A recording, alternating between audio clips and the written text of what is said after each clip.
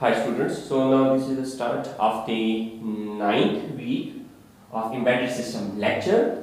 We will start with pulse width modulator. What's the definition of pulse width modulator? Actually, the function of pulse width modulator is to generate pulses with specific high and low time. For instance, this is a PWM signal, so pulse width modulator. The abbreviation is PWM. So this is a pulse width modulator signal with a 25% duty cycle.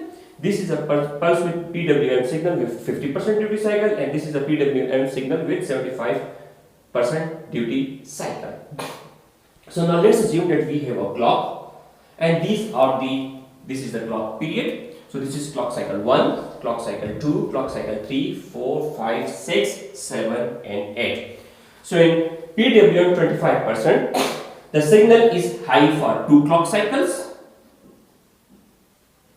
and it is low for 6 clock cycles. In PWM 50%, the signal is high for 4 clock cycles and it is low for 4 clock cycles. Similarly, in PWM 75%, it is high for 6 clock cycles and the signal is low for 2 clock cycle. So how we calculate the PWM percentage? So the PWM percentage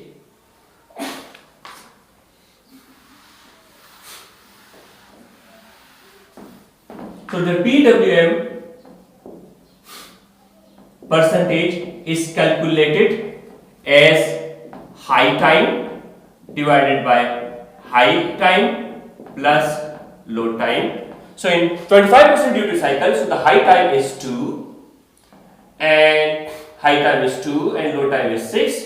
So and it is multiplied by 100. So it is equal to 25%. So in PWM 75, the high time is 6 clock cycles. So the high time is 6 clock cycle, low time is 2 multiplied by 100. So this is equal to 75%.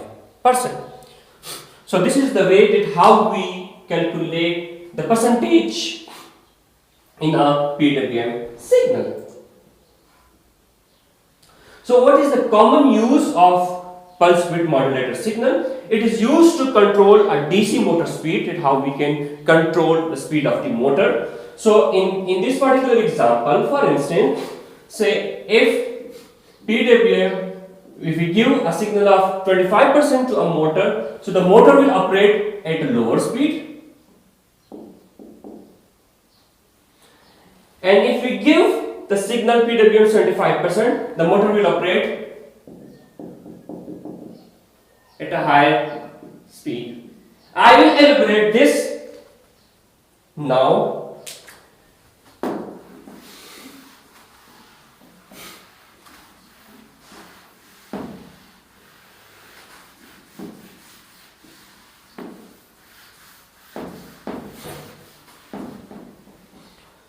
So how we can control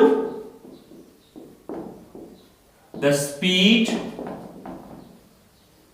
of a motor with PWM signal?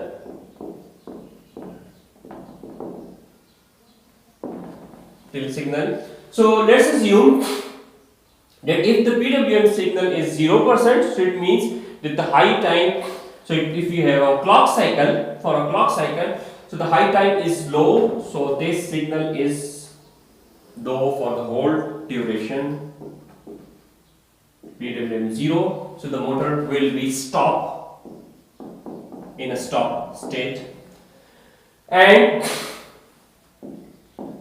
the motor speed will be slow if the PWM signal is 50%, if the duty cycle is 50%, so it means that the signal is high for 50% of the time and low for 50% of the time, and then high for 50% and low for 50% of the time. So in this slow case, the RPM, that is the revolution per minute of a DC motor, will be 1860.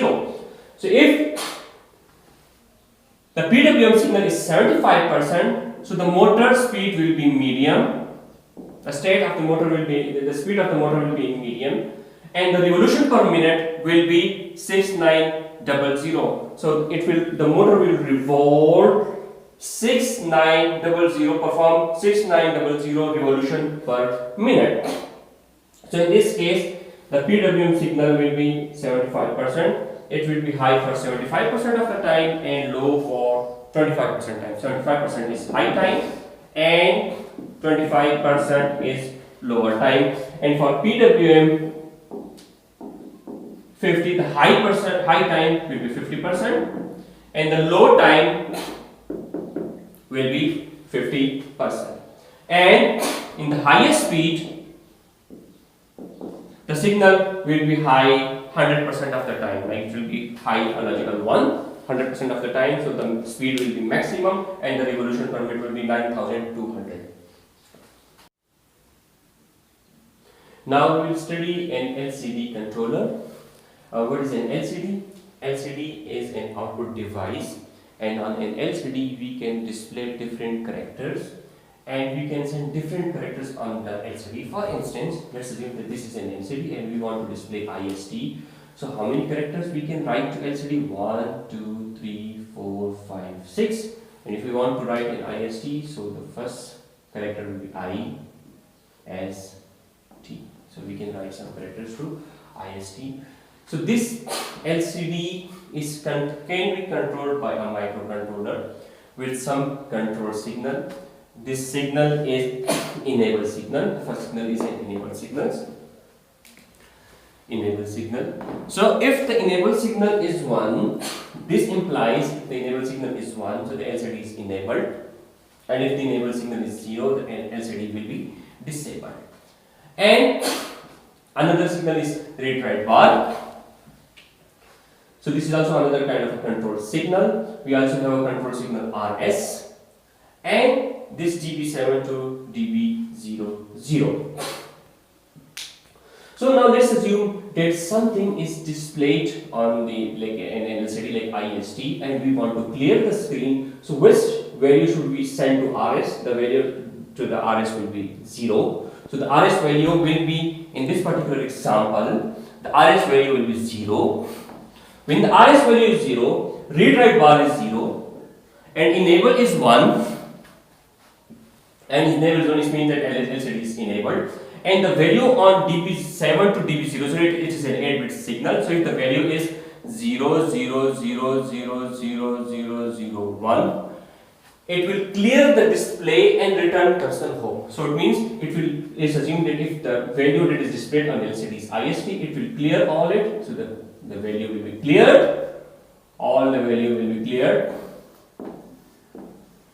and the cursor will be returned to home. So if we want to write some data, we can write it at this particular location.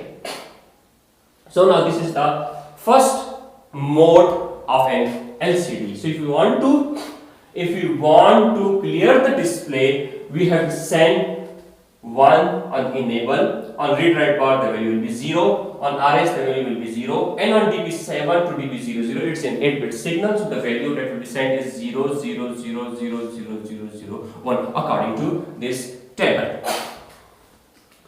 Now let's assume that so after sending this signal like this, the LCD is now clear.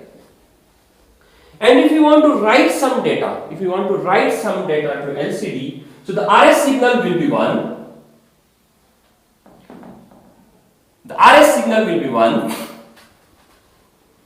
The read write bar will be 0.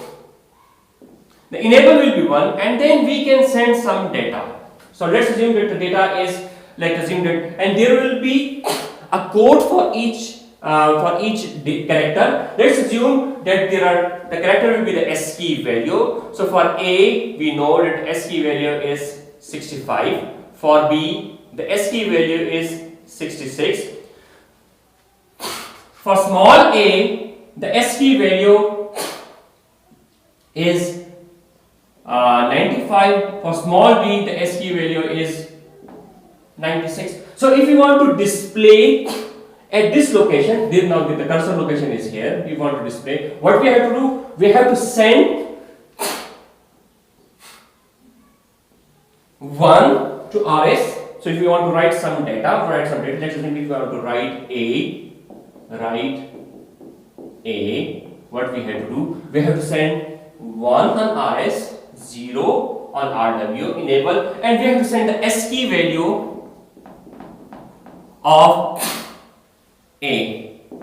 So the ASCII value of A is, in binary it is 65, and in decimal the ASCII value is 100001. So 1, 2, 4, 8, 16, 32, 64. So this is the ASCII value of A. So the code that we send for A will be 01001. This is the code for A. The code for B will be 01000010, and the code for C will be 00011. So we can write the data to LCD. So the value of RS will be 1, the value of RW will be 0, and the right data, it will be the ASCII value of correct. Now let's assume that we have written some data on LCD. Let's assume APPLE. So let's assume that we have written this data on an LCD.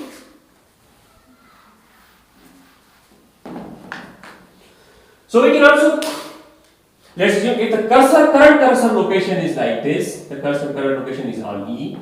So if we want to return cursor home, like if we want to move the cursor from this location to this location, what code we need to send?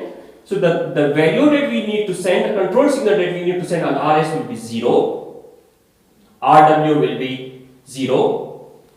If DB7 is 0, DB6 is 0, DB5 is 0, DB4 is 0, DB3 is 0, DB2 is 0, DB1 is 1, and it's don't gate. So the cursor will be moved from the current location to the home. So in this scenario, so if we send this signal, send this data onto the lines of an LCD controller, the cursor will move from E to A, and it is the home. In another example, if you send a signal of 0 to RS, 0 to RW, 0 to DB7, 0 to DB6, 0 to DB5, 0 to DB4, 0 to DB3, 1 to DB2. So we can set the cursor movement direction using the ID field. So if the ID field is 1, the cursor will move left. If ID is 0, the cursor will move right. So I will explain this with an example.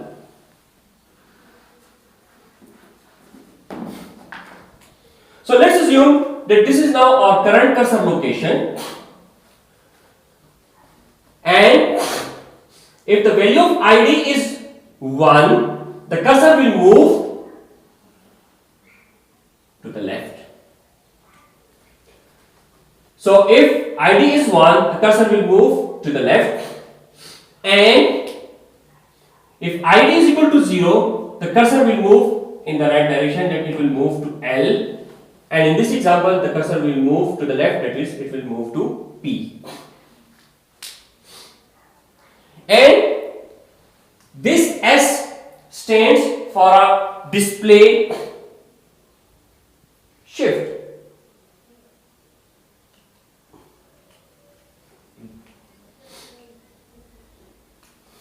So if s is equal to 1, whenever we write a new data, it will be moved to the right, and if s is equal to 0, if we write some data, the cursor will remain on the same position. There are other control signals.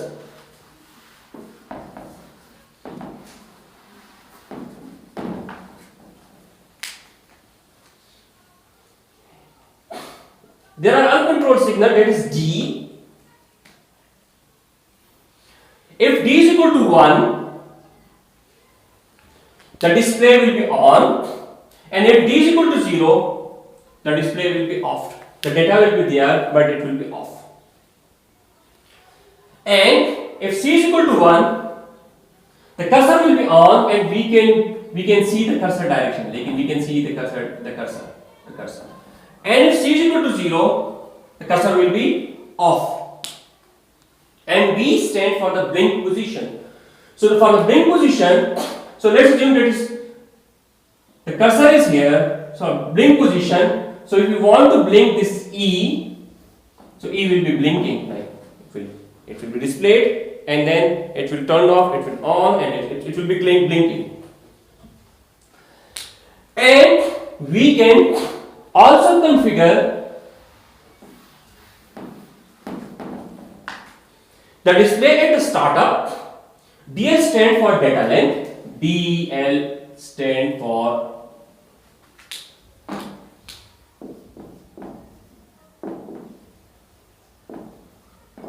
data length. If DL is equal to 1, the data length will be 8-bit, and DL is equal to 0, the data length will be 4-bit. So as highlighted here, the data length here is now 8-bit. But if DL is equal to 0, we can send 2-bit of data in this data field. And N, the N field represent the number of display lines. So now let's assume that we have 2 rows. So now if we have an LCD, so we can display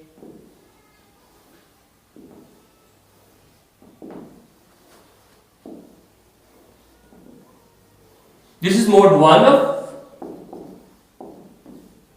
and mode 2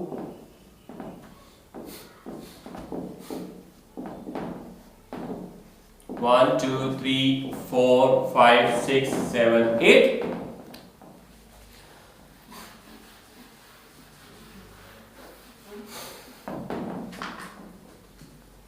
So N represent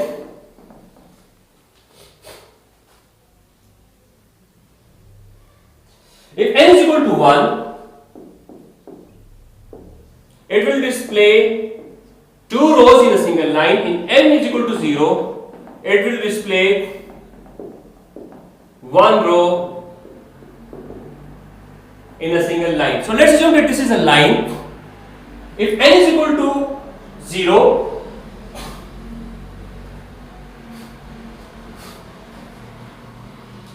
it will display 1 row in a single line. In N is equal to 2, it will display 2 rows, like row 1 and row 2. So here in mode 1, we can display 1, 2, 3, 4, 5, 6 characters. And in this mode, 1, 2, 3, 4, 5, 6 multiplied by 2, we can display 12 characters. And what is F?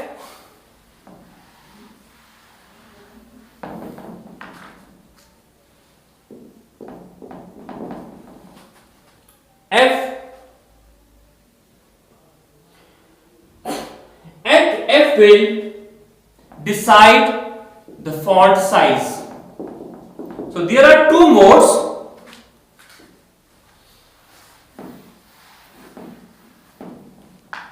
So F can have value of 1 or F can have a value of 0. So if F is a value of 1, so it means that each character will be represented by 5 cross 10 dots, and if F is equal to 0, each character will be represented by 5 cross 7 dots. I will explain this. So now in this mode, so it means that there will be 5 dots, 1, 2, 3, 4, 5 dots, and 1, 2, 3, 4, 5, 6, 7, 8, 9, 10.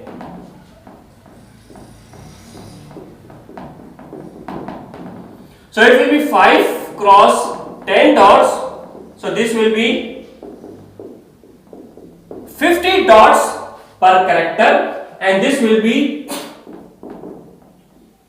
35 dots per character. And we can display any value using this. Like let's say if you want to display A, so we have to make it on.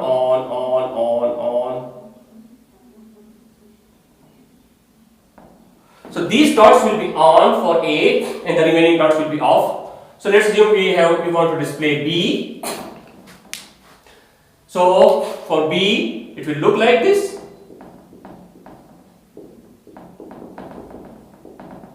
So D dots will be on and the remaining dots will be off.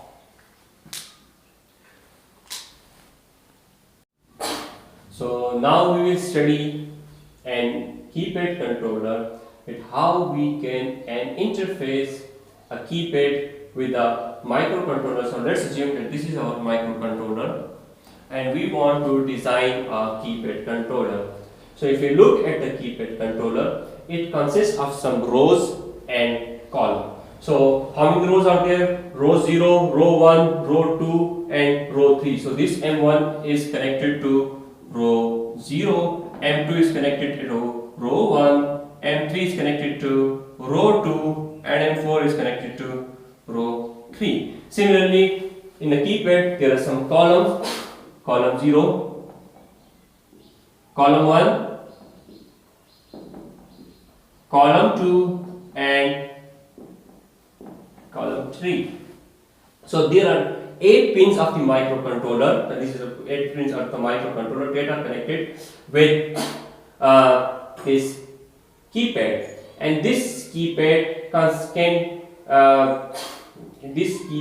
can be used to press 16 characters. So let's assume if we have 4 rows and 4 rows and 4 columns. So the number of total keys that can be pressed are 16. So the key, so this will be the key code, this will be key 0, key 1 up to key 15. So the key code for 0 is 0, for 1 is 1 and for 10 is A is in hexadecimal, and for key 15 it is F. So this is the binary code. So the binary code for 0 is 0, 0, 0, 0 and the binary code for F is 1, 1, 1, 1. So now we will be going to design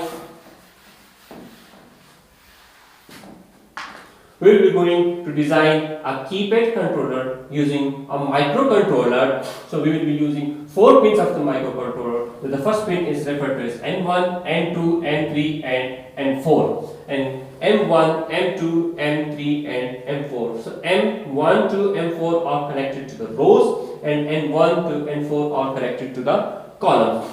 So how we can design, how we can write the code for a keypad controller. So what we can do, so there will be an algorithm. So in this case, first we have to set N1 to 0. So it means that if it's 0, and set N1 to for instance 1, N2 to 0, N3 to 0 and N4 is 0. So what? So these are the controller outputs. So we have set N1 to 1. So it means column 1 is now, column 0 is now set to 1. So now we have to detect which of the key is pressed. So let's assume that if M1 is equal to 1, it means which keys has been pressed? 0. Because column 1 is 1. So if the user presses this button, so M2 will be 1. So now we have to check. So now we have driven the columns,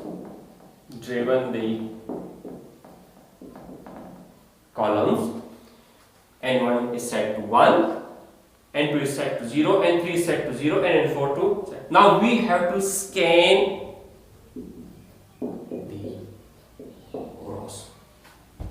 So if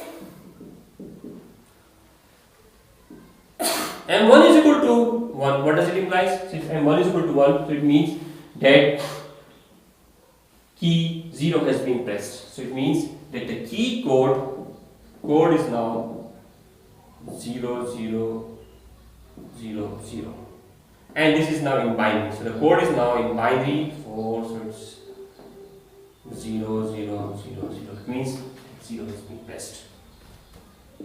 The code for 0. Else if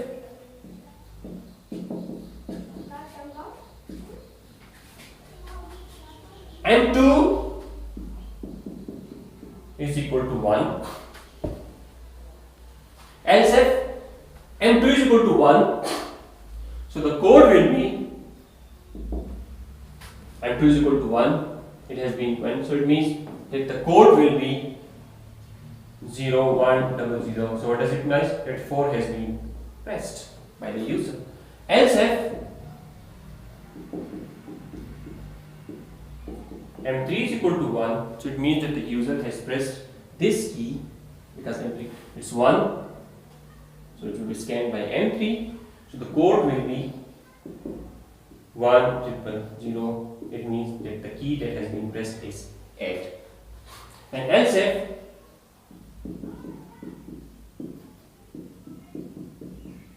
M4 is equal to 1, the code will be C, that is 1 1 0 0. It's the binary for code C, and else it means that none of the key has been pressed. So in this particular example, and else the key pressed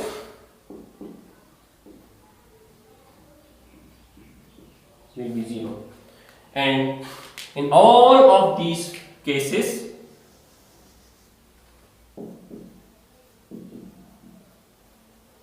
the key pressed is 1. So now in the second round we can drive the second column, drive the second column. If we drive the second column, so N1 is 0, N2 is 1, N3 is 0, and N4 is 0. So it means that the column, the value that's driven by it is logical 1, it's 0 and 0.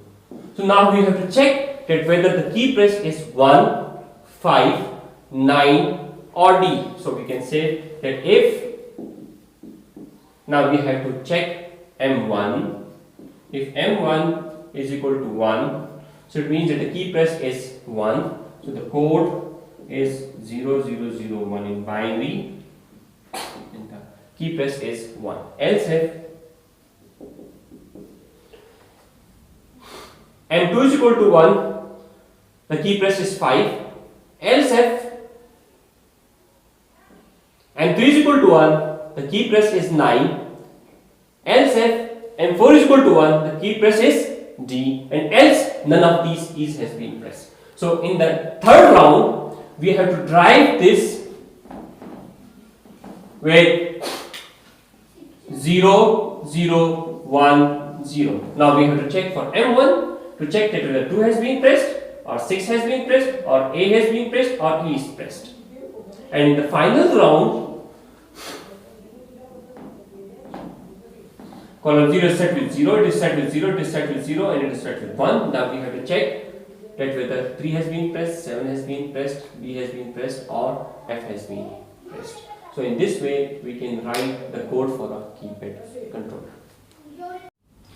So now we will study a stepper motor.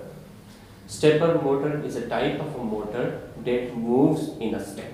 So it has some kind of these grooves like this grooves, and it moves in a step. So in the initial step, so it can move either in the clockwise direction or it can move in anti-clockwise direction. So let's assume that this is a stepper motor and these are grooves. So if it is moving in a clockwise direction, it will move like this, like this, like this, like this, like this, like this, and it will move in a step. And if it is moving in the anti-clockwise direction, it will move in the backward or anti-clockwise direction. So the stepper motor consists of 4 coils. These coils are referred to as A bar, B and B bar. So when a positive voltage is applied on A, then a negative voltage has to be applied on A bar, or when a negative voltage is applied on A bar, positive voltage has to be applied on A bar. So vice versa. So for B, if we apply a high voltage, so we have to apply a low voltage on B bar, and if we apply a low voltage on B, then we have to apply a positive voltage on B bar. So now this is the complete 4 cycles of stepper motor. So now this is like A, B, A bar and B bar. So the pattern or the sequence has to be like this. The sequence has to be 1, this is sequence 1, then sequence 2, then sequence 3, and then sequence 4, and it will move in the beginning. So if you want to move the stepper motor, so there is another signal that is called as direction signal. So if direction signal is 0, it will move in a clockwise direction, and if dir is equal to 1, it will move in anti-clockwise direction. So the pattern is something like this, that if you apply a positive voltage here, positive, negative and negative. So the first phase positive, then we apply a negative voltage here. So it means if we rotate in this direction, so this will move here, negative, positive, positive and negative. And then if we rotate again, so this will be positive will move here, negative will move here, and negative will move here, and positive will move here. So this is step 1, step 2, step 3 and step 4. So if we talk in terms of logical 1 and logical 0, so this plus is represented by logical 1 minus logical 0, logical 0, 0, 1, 1 and 0, 0, 0, 1, 1 and 1, 0, 0, 1. So if you look at this pattern, it is evident that when A is logical 1, then A bar will be logical 0. A is logical 0, then A bar is logical 1. A is logical 0, A bar is logical 1. If it's 1, it's 0. And you can also see the same pattern in B. B is 1, B bar is 0. B is 1, B bar is 0. B is 0 and B bar is 1. And B is 0 and B bar is 1. B bar. So how we can write a controller for this stepper motor? So what we can do, so let's assume that if we connect some pins of the microcontroller. So now let's assume this is our microcontroller and we are using 4 pins, P1.0, P1.1, P1.2, P1.3, P1.4. So P1.0 can be connected to the A coil of the stepper motor with B, then we can connect it with A bar, and then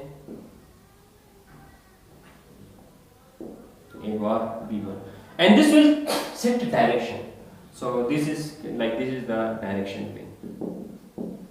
Let's assume that if we want to move the stepper motor in the clockwise direction, like so it means in the clockwise direction. So what should be the value of DIR? DIR is equal to 0. So it means that now we are moving this in clockwise direction. So what should be the pattern? So A should be 1, B is 1, A bar is 0, B bar is 0.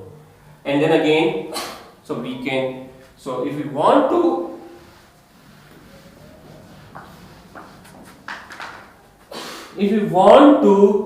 move the steps, we want to move the stepper motor in a step of 100, so we can use a for loop for I is equal to 0, I smaller than 100, so it means that the loop will move from 0 to 99 and I plus.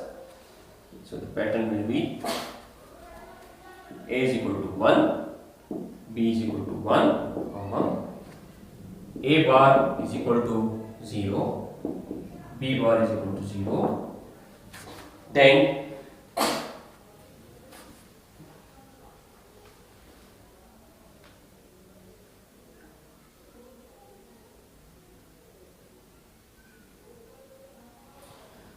we can get some delay. Let's assume we can give a delay of some 1 millisecond, or we can give some delay. Then after that we can set A is equal to 0, B is equal to 1, A bar is equal to 1 and B bar is equal to 0, and then we can again give some delay. And this is sequence 1, sequence 1, sequence 2, sequence 3, and then sequence 4. So now we can have the value of sequence 1, sequence 2. After applying sequence 1, we can give some delay. After we can apply sequence 2, then we can give another some delay. Then we can apply sequence 3. In sequence 3, A will be 0, B will be 0, A bar will be 1, and B bar will be 1. Then we can again give a delay. And after that, we can apply this sequence 4. And then delay, and then. So in this way, we can provide a steps of 1000. If we want to move the stepper motor in the counterclockwise direction, so the DIR should now be 1 instead of 0. So now we will study analog to digital converter. Most of the data from the sensors are represented by an analog signals. So these type of analog signal, the analog data may represent the value of a pressure sensor, or the analog value may represent a value of a temperature sensor. So now let's assume that we have a temperature sensor that can measure the temperature from 0 to 200 degrees centigrade. So the voltage range for this temperature sensor is up to 8 volt. So it means that 8 volt will represent a temperature of 200 degrees centigrade, 4 volt will represent a temperature of 100 degrees centigrade, and 0 volt will represent a temperature of 0 degrees centigrade. So there is a one-to-one correspondence between an analog voltage and the corresponding temperature. However, this analog data cannot be directly processed by a microcontroller or a microprocessor. So we have to convert this analog data into our digital data. So now let's assume that we are representing this 8 volt signal by a 4-bit binary. So we need an analog to digital converter, The input to this analog to digital converter is an analog signal, and the output is some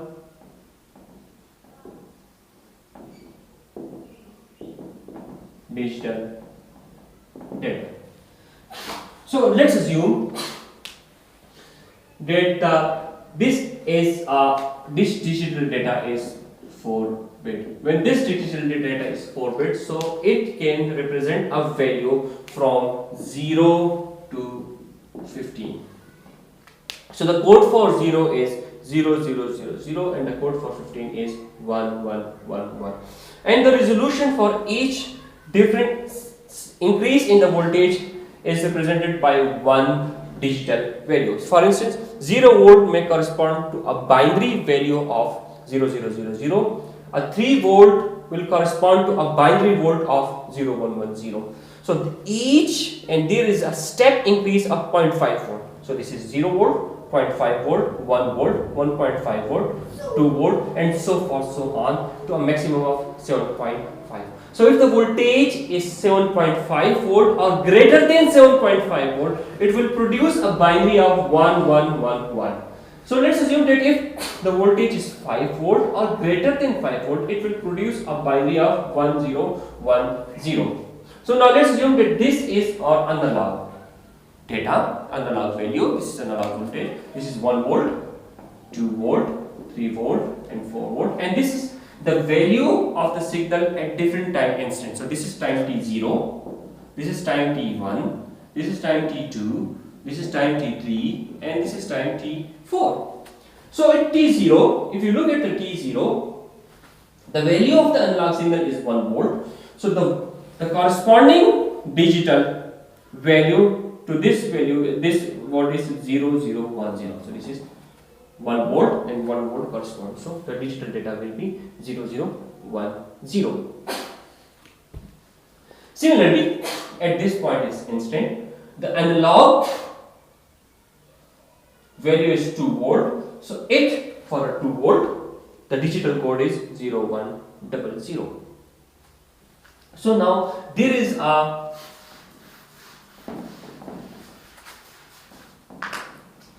one-to-one correspondence between our digital value. So now this is an analog value, volt analog voltage, and now this is our digital value. So now this is a linear relationship. This is a linear relationship. So let's assume that this analog voltage has a maximum. It ranges from 0 volt to 8 volt. And if you represent it the 4 digital values, so the digital value will have value of 0, 1, 2, 3, 4, 5, 6, 7, 8, 9, 10, 11, 12, 13, 14 and 15. So the maximum digital count is 15 and the corresponding voltage is 7.5. So for a 0 volt, so for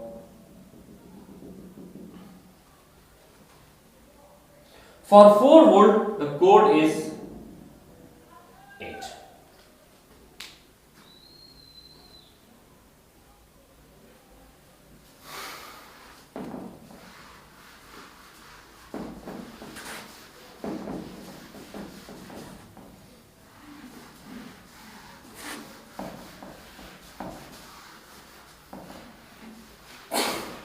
So the analog to digital converter will convert an analog signal to a digital data. So let's assume that we are using a 4-bit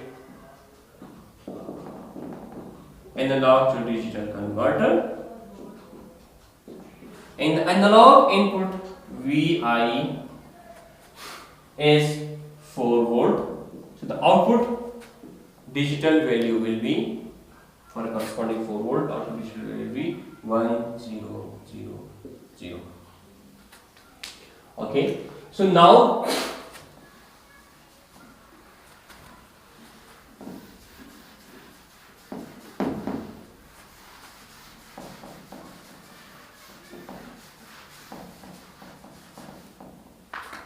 we will study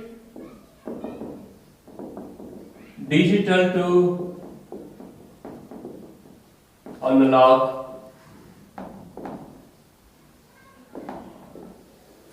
converter. The digital to analog converter, the input to the digital to analog converter will be a digital data, that's a digital data, and the output is an analog signal. So this is digital to analog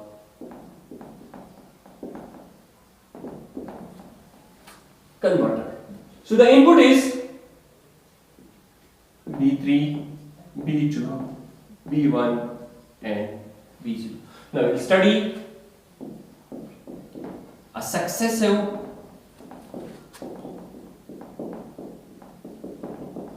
approximation digital to analog conversion. So now let's assume that this B3 is 0, 1, 0, 1. So now we have to convert this digital data to an analog value. So how we can calculate it? So there are 4 steps.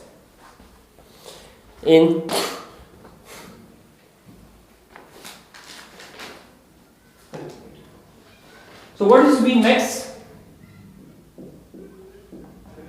The maximum voltage is 8 volt here, because it ranges from 0 volt to 8 volt. If the value is greater than 7.5 and less than 8, so it will be represented by a value of 1, 1, 1, 1. So the maximum voltage now in this case is 8 volt. The V minimum is 0 volt. So for the first digit, so there are 4 digits. First digit B3, B2, B1 and B0. So in successive approximation, we will calculate V. So if B3 is equal to 1, we will calculate V, and this V is equal to 1 upon 2 V maximum plus V minimum. So this V is equal to 1 divided by 2, V maximum is 8, V minimum is 0, so the value will be 4 volt.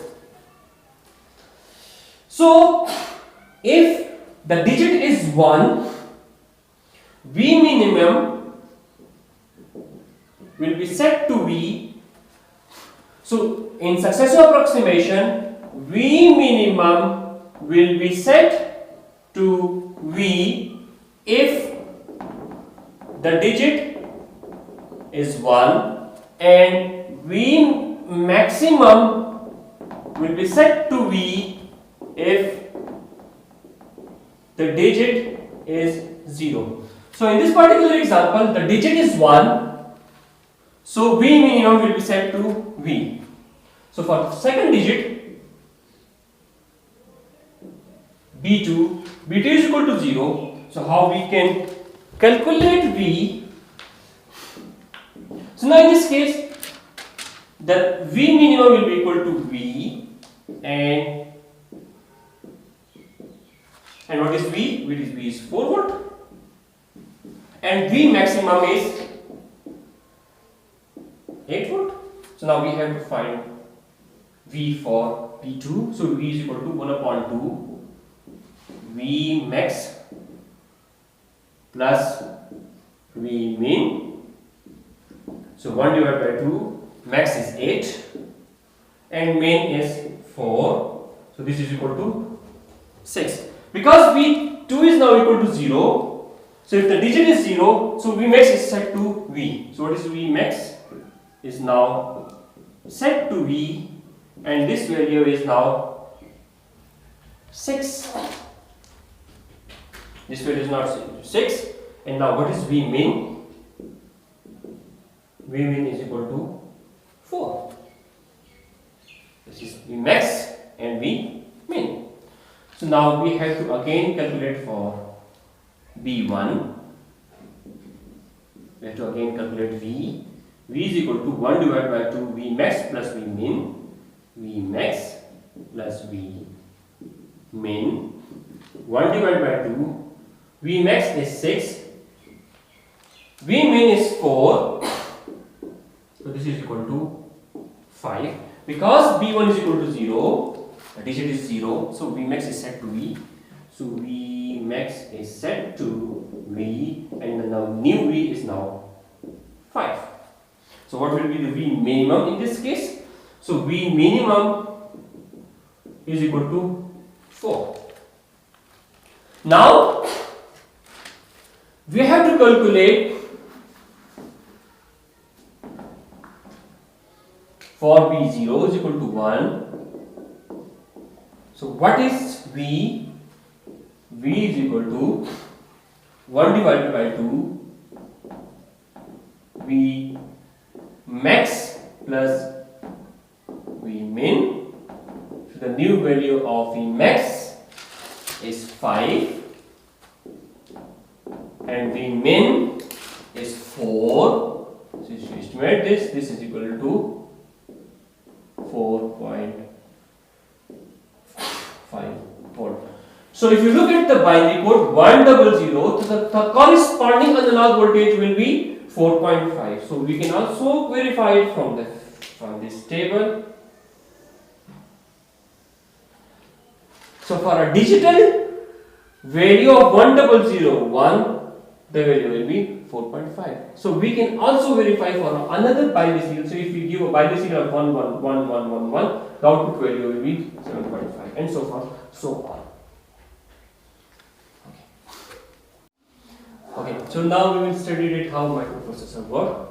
Microprocessor can perform 3 operations. The first operation is a data transfer instruction operation. The second operation is data transformation, and the third operation is control operation. So the state of the system is defined by the state of the registers and the state of the memory. So now this microprocessor is interfaced with memory through an address lines and the data lines. And we have already studied this system architecture in our earlier lecture. Maybe Data Forum has taught you these lectures. So now let's assume that in this microprocessor there are 32 registers starting from R0 to R31, and these are some values of a microprocessor. So data transfer refers to the transfer of data from register to registers. So if this is data transfer, if this is an instruction, move R3 and R5. What we are doing? We are moving the contents of R3 to R5 or R1 to R5. So this is the contents of R1. So we are moving the contents of R1 to R3. So the new value will be 0016. So this is an example of data transfer instruction. So the data transfer may happen if we want to transfer the value of one register to another register. If we want to move the data from one register to another register. The data transfer may also happen between memory and register. So we can also move something like this. Move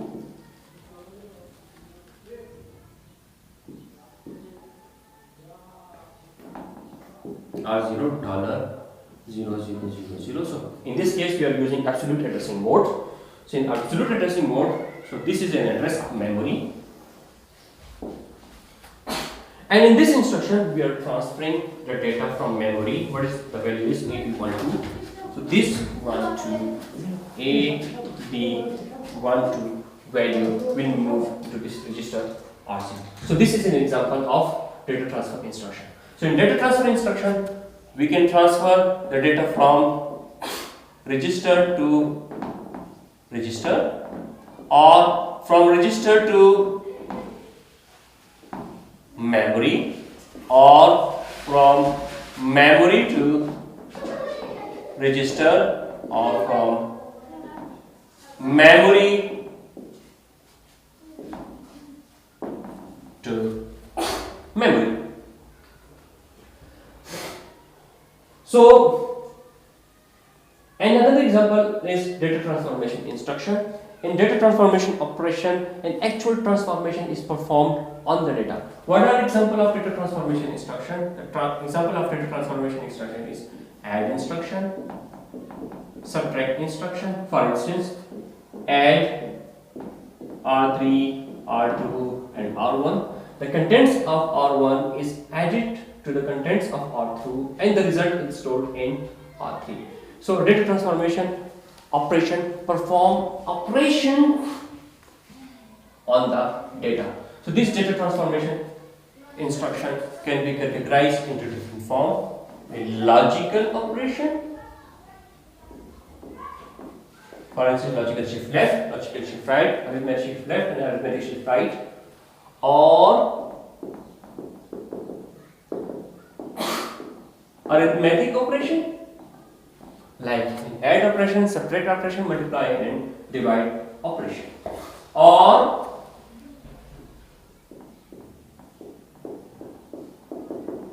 shift operation. In shift operation, logical shift left, logical shift right, and for logical operation, it's like logical AND, logical OR, exclusive OR, etc. And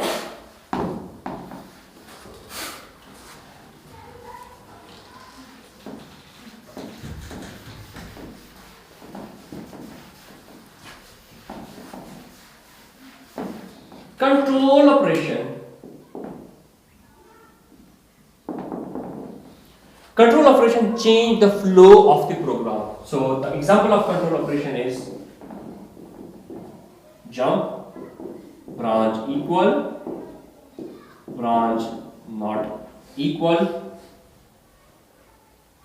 branch less, branch greater, and so forth, so on. So this microprocessor is typically interfaced with a storage device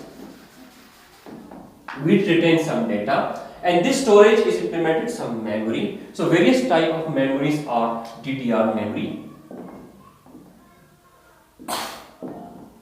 dual data RAM DDR, dual data random access memory, or USB Universal Series Plus, or the data can be stored in hard disk.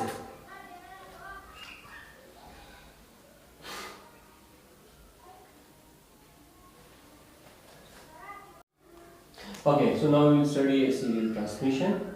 In serial transmission, we will study UART.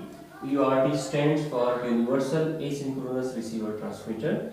UART takes parallel data and transmit it serially on a single line or a single bit. So now let's assume that the data that we transmit is 8-bit data. So now this is an 8-bit data, and we want to transmit it on the serial line, which is called a serial bit, S bit. So for UART, it assigns a start bit. Start bits is indicated by a logical 0, and then it is followed by data bits. So in this particular example, it is an 8-bit UART because we are transmitting an 8-bit data starting from B0 to B8, so it is an 8-bit data.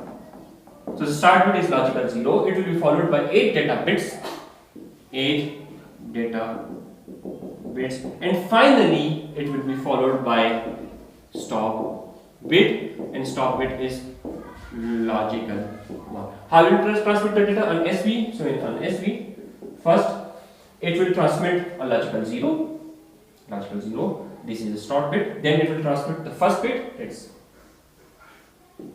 B0, then second bit B1, then B2, then B3, and finally it will transmit in between, it will transmit B4, B5, B6, and then B7, and finally it will be followed by the stop bit. So this is start bit. Start bit is logical 0 and the stop bit is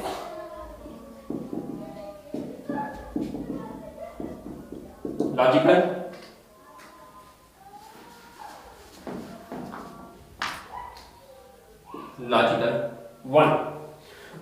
this duration is called as the bit duration. So this is called as bit duration. So the bit duration depends upon the baud rate. So there are different baud rates. Baud rates. The first baud rate is 9600. So if the baud rate of 9600 means that it can transmit 9600 bits in a second. And if the baud rate is 19200, so it means it can transmit 19200 bits in a second. And if it is 38400, it means it can transmit 38400 bits in a second. So now this is the bit duration. So now let's assume that if this data is 1001010. So in your art, if you want to transmit this data, and if the line is constant 1, it means there is no data. 1 means no data. When there is 0, so it means it is a start of data, and it is represented by logical 0. So this is 0, this is start bit, and now we are sending B0, this is logical 1, then 0, logical 0, this is B0, this is B1, B0, B1, 1, B2, 0, B3, B4, 1, B4, 1, B5 and B6, 0, 0, B5 is 0, and B6 is 0, and B7 is 1, and finally is followed by the stop bit. So this indicates the start bit, means no data. The first bit is the start bit. So this implies that there is no data. When it's 0, it means it's indicated the start of the transmission. When the first bit is transmitted, B0, B4, and then its stop bit is 1, it means that there is no data. And the efficiency of this universal asynchronous receiver transmitter depends upon the baud rate. So the baud rate tells that how many bits we can send in a given amount of time. So for instance, so if you are using a baud rate of 9600, so let's assume that the baud rate is 9600. So if you increase the baud rate, so it means that now we can transmit more data. So in this duration, so if you increase the baud rate from 9600 to 19200, so it means within this duration we can send 2 bits instead of 1 bit. So if you increase the baud rate to 38400, so within this duration we can transmit 4 bits instead of 1.